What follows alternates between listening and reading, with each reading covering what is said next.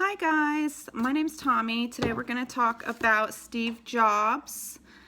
I thought his book was really interesting because even though knowing he is the founder of Apple, I never really knew anything about his life until after he died. So this was actually, for one, my very first biography that I read, and two, it actually gave me a look into who Steve Jobs was, since I am a huge Apple fan, and it allowed me to see and understand somewhat the genius behind the man.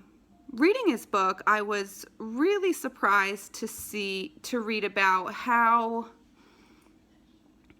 unique he was in the aspect that he was a visionary at such a young age and so independent in things he did, to where he traveled to foreign countries at such a young age, at 19, on a journey to discover what life is about and the inner soul. He was unique also in the way of how he ate, how he dressed, how he exercised, anything he put in his body. He was a minimalist at heart. He didn't even have furniture basically in his house. And for somebody who was such a visionary, this was kind of interesting. Although he had personal relationships, he really didn't make that a priority in his life until later.